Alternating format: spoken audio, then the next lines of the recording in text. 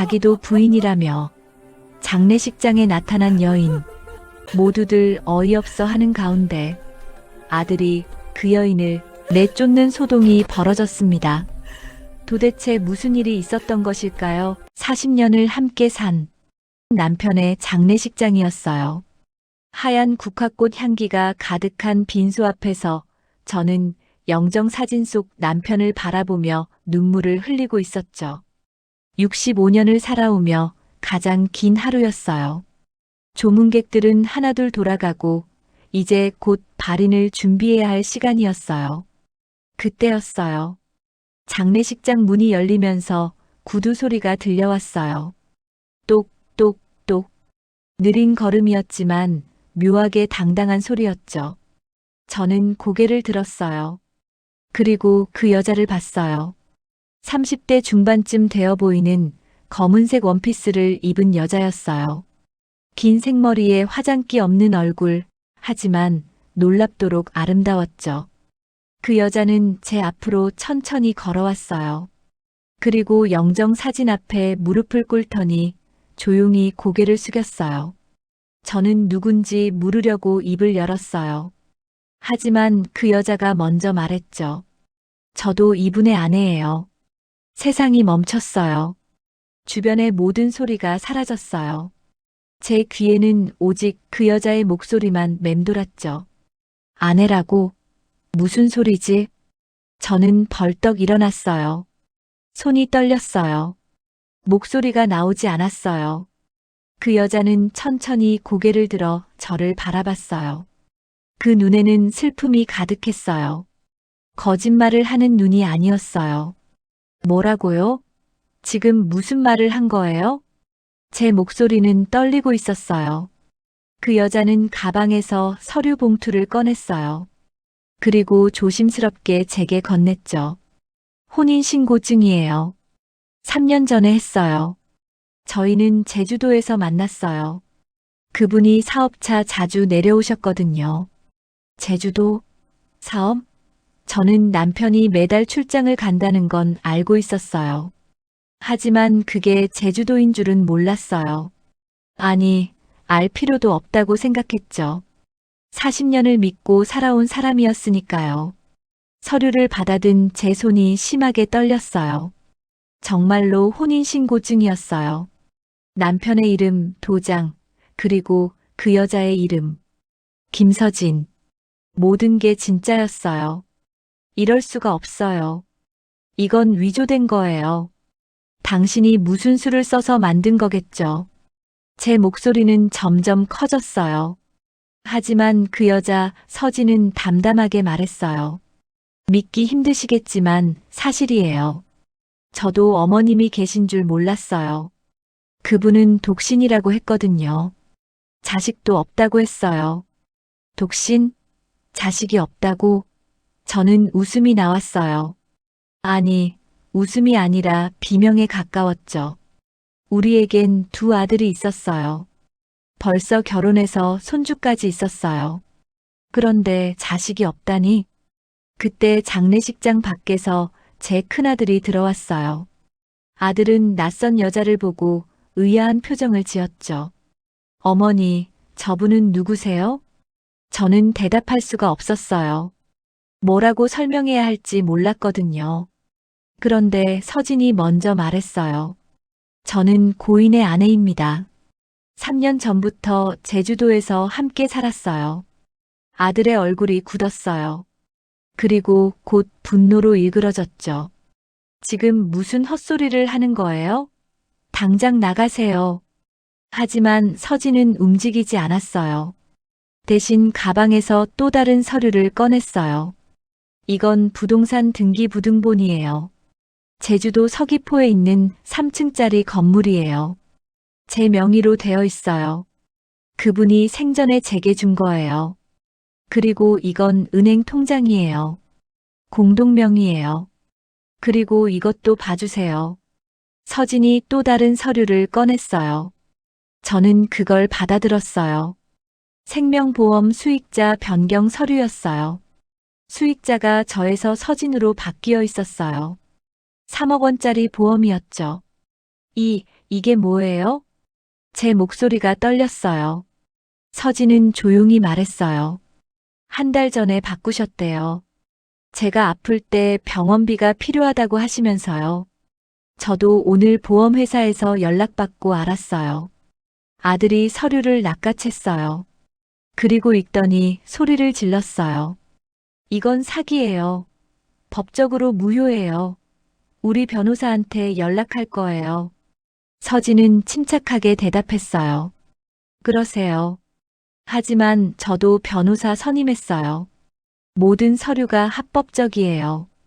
그분이 정신이 멀쩡하실 때 직접 서명하신 거예요. 장례식장이 순식간에 아수라장이 됐어요. 아들들은 서진을 내쫓으려 했고 서진은 꿈쩍도 하지 않았어요. 저는 그 한가운데서 무너져 내렸어요. 그날 밤 저는 집에 돌아와 남편의 서재를 뒤졌어요. 뭔가 단서가 있을 거라고 생각했거든요. 그리고 책장 뒤에서 낡은 수첩을 발견했어요. 수첩을 펼치는 순간 저는 비명을 질렀어요. 거기엔 여자들의 이름과 전화번호가 적혀 있었어요. 10여 명이 넘었어요. 그리고 각 이름 옆에는 금액이 적혀 있었어요. 500만 원, 1천만 원, 3천만 원. 마지막 페이지에는 서진의 이름이 있었고 그 옆에 2억이라고 적혀 있었어요. 제 손이 떨렸어요. 남편은 단순히 두 여자와 살았던 게 아니었어요. 수십 명의 여자들에게서 돈을 뜯어낸 거였어요. 전문적인 결혼 사기꾼이었던 거죠. 다음 날 아침 저는 서진에게 전화를 걸었어요. 만나야겠어요. 당장요. 1시간 후 우린 조용한 카페에서 마주 앉았어요. 저는 수첩을 그녀 앞에 놓았어요. 이걸 봐요. 우린 둘 다 당한 거예요. 당신만이 아니에요. 서진이 수첩을 펼쳐보더니 얼굴이 하얗게 변했어요. 손이 떨리기 시작했죠. 이게 뭐예요? 이 많은 여자들이 전부 우리랑 똑같은 피해자들이에요. 당신이 제일 큰 금액이네요. 2억이라니. 서진의 눈에서 눈물이 흘렀어요. 하지만 슬픔이 아니라 분노의 눈물이었어요. 그럼 저는 뭐였어요? 그냥 돈 뜯어낼 대상이었던 거예요? 3년 동안 진심으로 사랑했는데. 저도 40년이에요. 40년을 속았어요. 우린 한동안 말없이 앉아 있었어요. 그러다 서진이 입을 열었어요. 어머님, 복수해야 해요. 이대로 당하고만 있을 순 없어요. 어떡해요? 남편은 이미 죽었는데요. 서진이 수첩의 마지막 페이지를 펼쳤어요. 거기엔 이름 하나가 크게 적혀 있었어요. 오상태. 이 사람이에요. 이 사람이 모든 걸 조종했어요. 서진은 가방에서 노트북을 꺼냈어요. 그리고 파일을 열기 시작했어요. 3년 동안 저는 의심 없이 살았어요. 하지만 이상한 건 기록했어요. 여자의 육감이랄까요? 보세요. 이건 그분이 오상태와 통화하는 걸 녹음한 거예요. 녹음 파일이 재생됐어요. 남편의 목소리가 들렸어요. 상태야, 서진한테서 5천만 원 더 받았어. 병원비 명목으로. 이제 총 2억이야. 오상태의 목소리가 들렸어요. 완벽해. 그럼 계획대로 진행하자. 다음은 보험금이야. 수익자 바꾸는 것까지 끝내. 보험금? 설마 자살이라도 하려고 했던 거야? 남편이 웃었어요. 소름 끼치는 웃음이었어요. 아니, 사고사로 꾸밀 거야. 내가 죽으면 서진한테 보험금 3억이 들어가. 그럼 너랑 나눠 갖는 거지. 서진은 그 돈 받고 슬퍼하다가 끝이야. 저는 숨이 막혔어요. 남편은 자신의 죽음까지 계획했던 거였어요. 아니, 정확히는 오상태가 계획한 거였죠. 그런데 계획이 틀어졌어요. 서진이 말을 이었어요. 그분이 진짜로 심장마비로 돌아가신 거예요. 사고사가 아니라 자연사로요. 그래서 오상태의 계획이 망가진 거죠. 그럼 오상태는 보험금을 못 받는 건가요? 반만 받을 수 있어요. 자연사도 보험금은 나오니까요. 하지만 오상태는 욕심이 많은 사람이에요. 분명히 다른 수를 쓸 거예요. 마치 예언이라도 한 것처럼 그날 오후에 오상태한테서 전화가 왔어요. 서진의 전화였어요. 서진 씨, 조문 못 가서 죄송합니다. 고인분하고 친했는데 말이죠. 그런데 말입니다. 고인이 제게 빌린 돈이 있어서요. 3억 정도 됩니다. 서진이 스피커폰으로 바꿨어요. 저도 들을 수 있게요. 3억이요? 처음 듣는 얘기인데요. 차용증이 있습니다. 합법적으로 빌린 거예요. 그러니까 유족분들이 갚으셔야죠. 안 그러면 제가 법적 조치를 취할 수밖에 없습니다.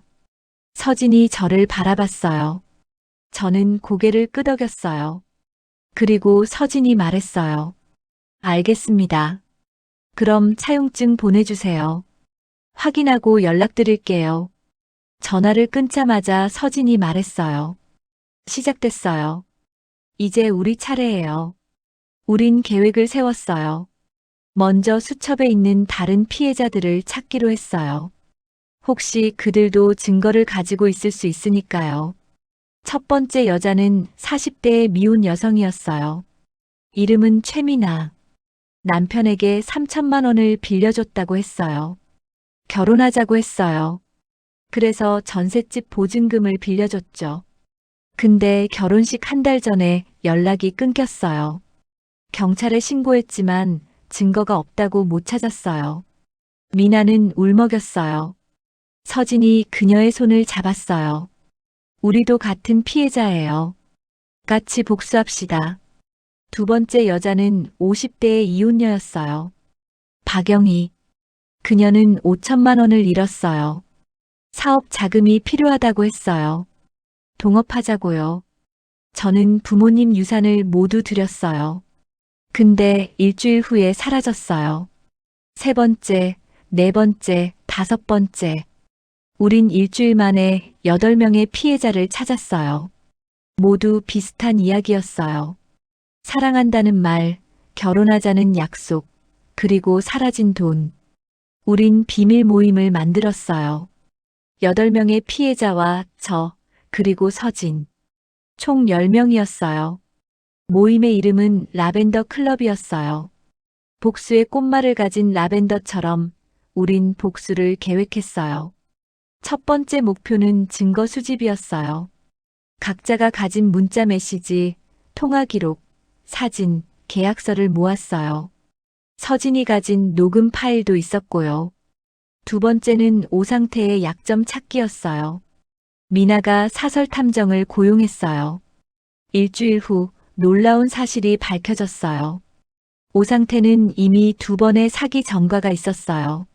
하지만 집행유예로 풀려났죠. 그리고 지금도 다른 여자들을 상대로 똑같은 수법을 쓰고 있었어요. 영희가 분노에 차서 말했어요. 이 인간을 감옥에 보내야 해요. 평생 썩게 해야 해요. 하지만 서진이 고개를 저었어요. 그것만으론 부족해요. 우리 돈을 되찾아야 해요. 그리고 그 인간이 진짜로 고통받게 만들어야 해요. 어떻게요? 서진의 눈빛이 차갑게 빛났어요. 우리가 직접 그 인간을 무너뜨리는 거예요. 합법적으로 하지만 완벽하게요. 계획은 치밀했어요. 먼저 서진이 오상태를 만났어요. 고급 레스토랑이었어요. 상태 씨 차용증 확인했어요. 그런데 이상한 점이 있더라고요. 오상태가 경계하는 눈빛으로 물었어요. 뭐가요? 날짜가 이상해요. 이 날짜에 고인은 병원에 입원해 있었거든요. 어떻게 차용증에 서명을 했을까요? 오상태의 얼굴이 굳었어요. 서진은 계속 말했어요. 그리고 제가 전문가한테 감정을 의뢰했는데요. 서명이 위조됐대요.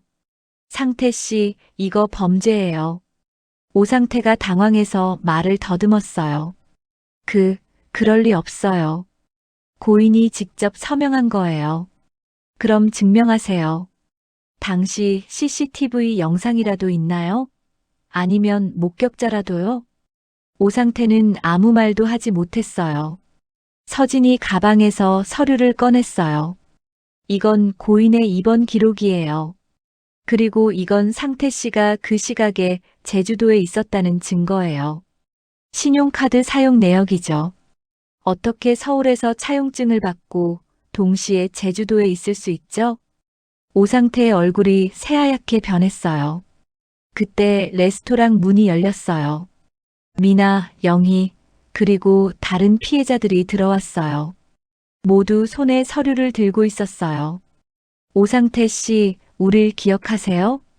미나가 차갑게 물었어요. 오상태는 뒤로 물러섰어요. 당신들은 누구예요? 우린 당신한테 당한 여자들이에요. 그리고 오늘 당신을 고소하러 왔어요. 영희가 서류를 테이블에 던졌어요. 고소장이었어요. 사기죄, 문서 위조죄, 횡령죄. 증거는 충분해요.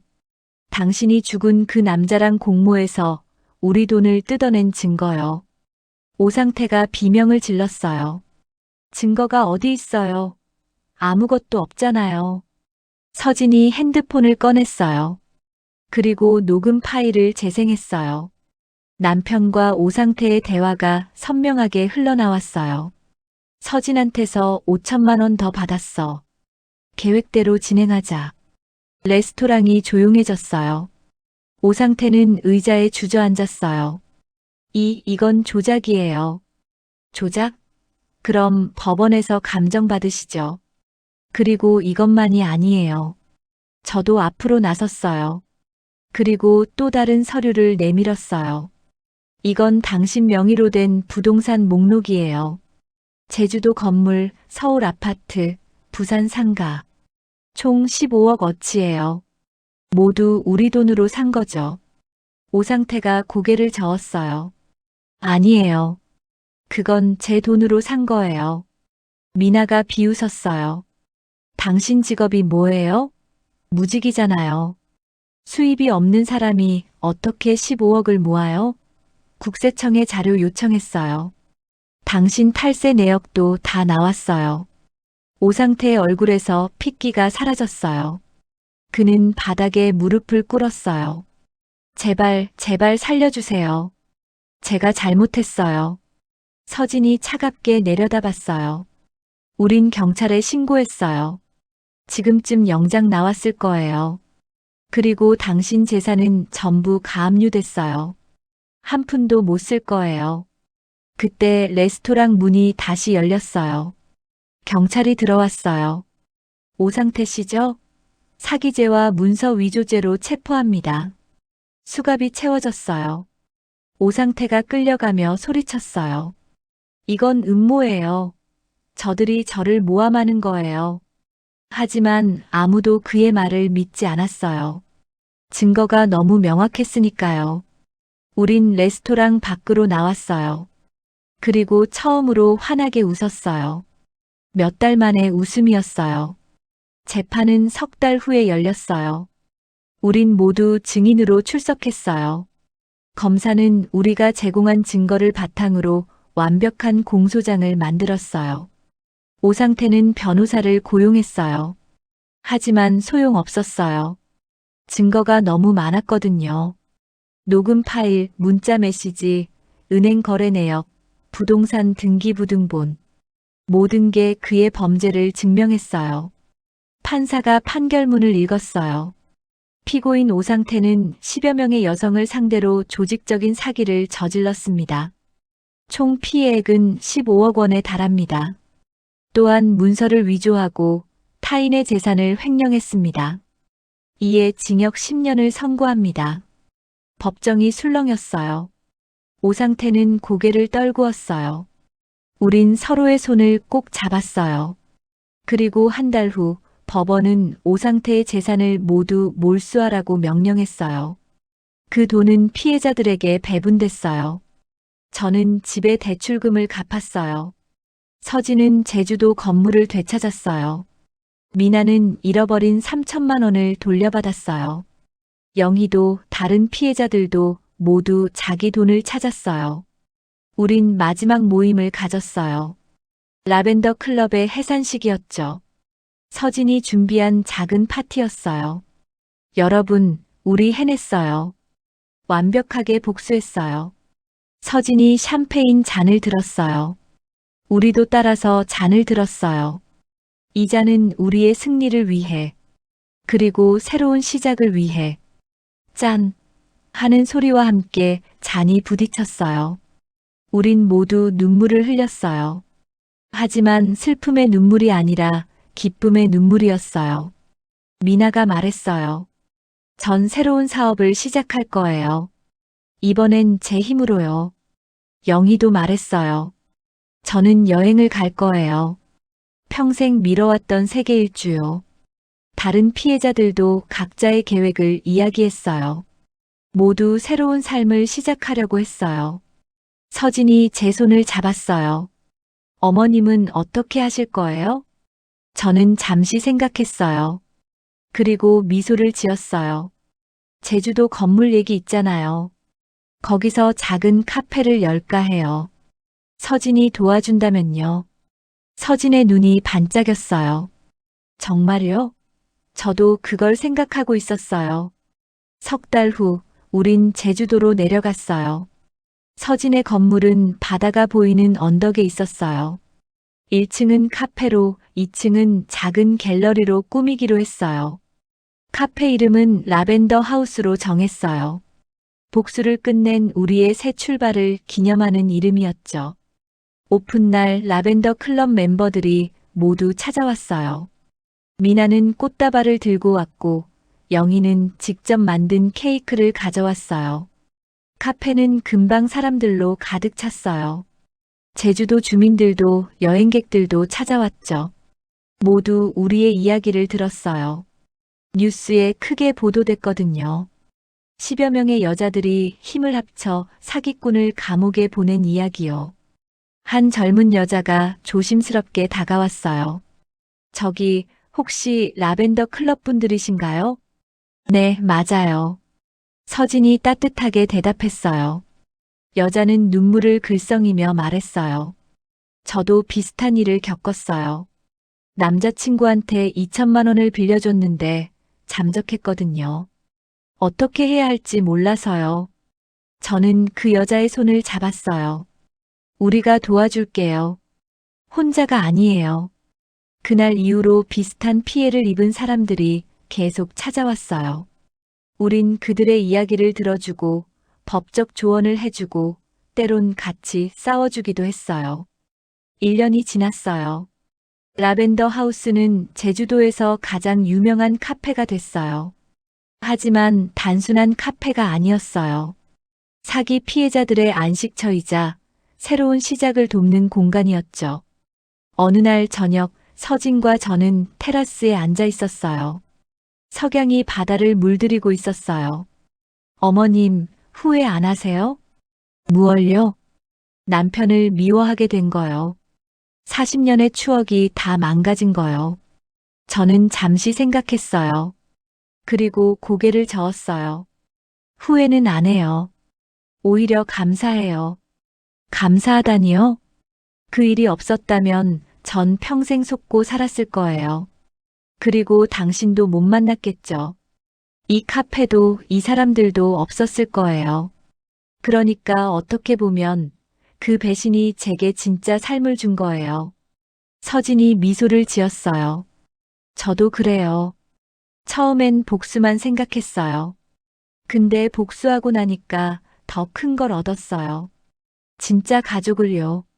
저는 서진의 손을 꼭 잡았어요. 혈육은 아니지만 그 어떤 가족보다도 끈끈한 사이가 됐어요. 그날 밤 저는 마지막으로 남편의 영정 사진을 꺼냈어요. 그리고 조용히 말했어요. 당신 덕분에 제가 이렇게 강해졌어요. 당신의 배신이 저를 깨웠어요. 그러니까 이제 미워하지 않을게요. 그냥 잊을게요. 안녕히 가세요. 저는 사진을 상자에 넣고 깊숙이 넣어뒀어요. 더 이상 꺼내볼 일은 없을 거예요.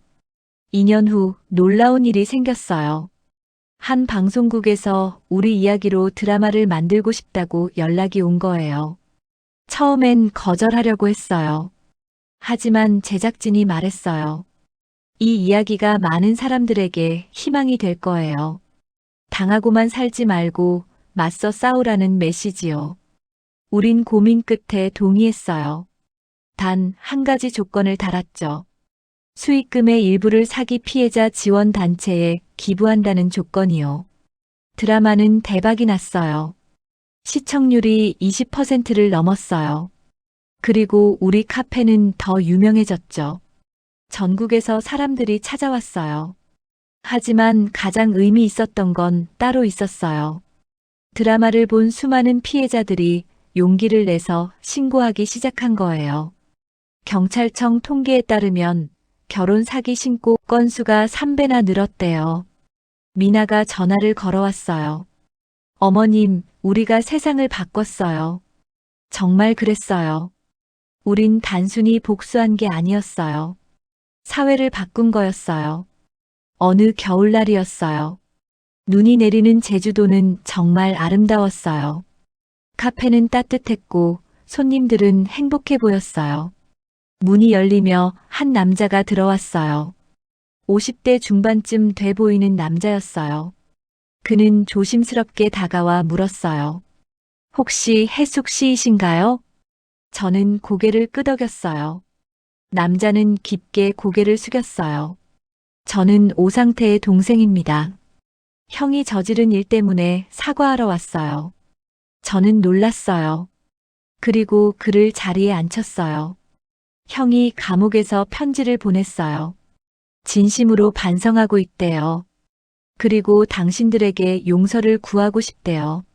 저는 한참을 생각했어요. 그리고 조용히 말했어요. 용서는 못해요. 그 사람이 저지른 일은 너무 커요. 하지만 미워하지도 않아요. 이미 다 끝난 일이니까요. 남자는 눈물을 흘렸어요. 감사합니다. 형 대신 정말 죄송합니다. 그가 떠난 후 서진이 물었어요. 정말 미워하지 않으세요? 네. 미워할 시간에 차라리 행복하게 살고 싶어요. 복수는 이미 끝났어요.